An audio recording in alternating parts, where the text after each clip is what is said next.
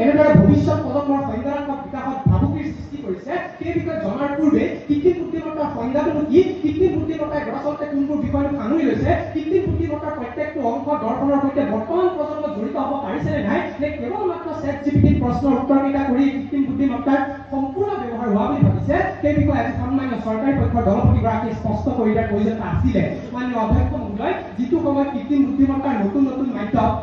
Quiz লেব অংকী আদিৰ ব্যৱহাৰৰ জৰিয়তে ছাত্ৰ ছাত্ৰীসকলে পাহৰি যাব পাৰে বুলি অনুমান কৰা তথ্যসমূহক পুনঃস্মৰণ কৰিব পাৰিছে, যিটো সময়ত কৃত্ৰিম বুদ্ধিমত্তা চালিত লেবষ্টাৰ PhD আদিৰ ব্যৱহাৰৰ জৰিয়তে ছাত্ৰ ছাত্ৰীসকলে জটিল সমস্যাৰ সমাধান কৰিব পাৰিছে, যিটো সময়ত কৃত্ৰিম বুদ্ধিমত্তাৰ মাধ্যম ডেল ৰানৱে ML আদিৰ ব্যৱহাৰৰ জৰিয়তে ছাত্ৰ ছাত্ৰীসকলে কবিতা লিখা, প্ৰবন্ধ লিখা আদিৰ দৰে কলাত্মক কামসমূহ কৰিব পাৰিছে, আৰু এই সকলোবোৰে পোনপটীয়াকৈ তেওঁলোকৰ কলাত্মক শক্তি, যুক্তিযুক্তমূলক শক্তি আৰু চিন্তা শক্তিৰ উৎকৰ্ষ সাধন কৰিছে। তেনে প্ৰেক্ষাপটতে কেৱল মাত্ৰ অপেন এআইকে কৃত্ৰিম বুদ্ধিমত্তাৰ সম্পূৰ্ণ সংজ্ঞা বুলি ভবা সন্মানীয় চৰকাৰী পক্ষৰ সদস্যসকলক ক'বলৈ পালে ভাল পাম, বুজিব লাগিছিল বেলেগ, বুজি পালা বেলেগ, বিহু আছিল ভোগালীৰ, তুলসী আনিলা কঙালীৰ। মাননীয় অধ্যক্ষ মহোদয়, ৰাণকী টাইমছ অফ ইণ্ডিয়াই 4 আগষ্ট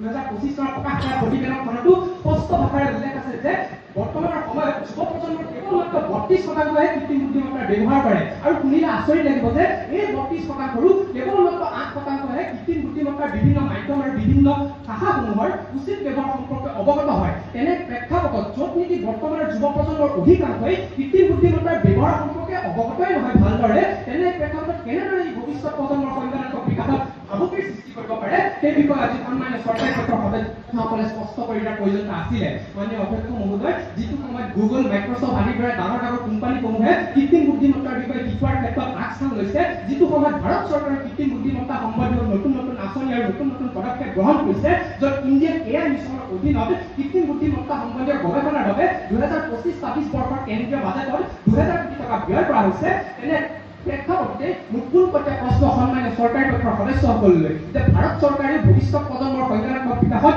ভাবুকিৰ সৃষ্টি কৰিবলৈকে কৃত্ৰিম বুদ্ধিমত্তাৰ ওপৰত ইমানখিনি ব্যয় কৰিছে নেকি? গতিকে মাননীয় অধ্যক্ষ মহোদয়, এই সকলোবোৰৰ পৰা এই কথা স্পষ্ট হৈ পৰে যে কৃত্ৰিম বুদ্ধিমত্তা কেতিয়াও গৃহকৰ্ম কৰাৰ মাধ্যম নহয়, কৃত্ৰিম বুদ্ধিমত্তা কেতিয়াও প্ৰশ্নৰ উত্তৰ বিচৰাৰ মাধ্যম নহয়, কৃত্ৰিম বুদ্ধিমত্তা কেতিয়াও গৃহ মূল্যায়ন কৰাৰ মাধ্যম নহয়, কৃত্ৰিম বুদ্ধিমত্তা হৈছে নতুনৰ মাধ্যম, কৃত্ৰিম বুদ্ধিমত্তা হৈছে কৌশলৰ মাধ্যম, আৰু কৃত্ৰিম বুদ্ধিমত্তা হৈছে ভৱিষ্যত প্ৰজন্মৰ সংজ্ঞানাত্মক বিকাশৰ মাধ্যম। ধন্যবাদ মাননীয় অধ্যক্ষ মহোদয়, ধন্যবাদ মাননীয় সদস্য।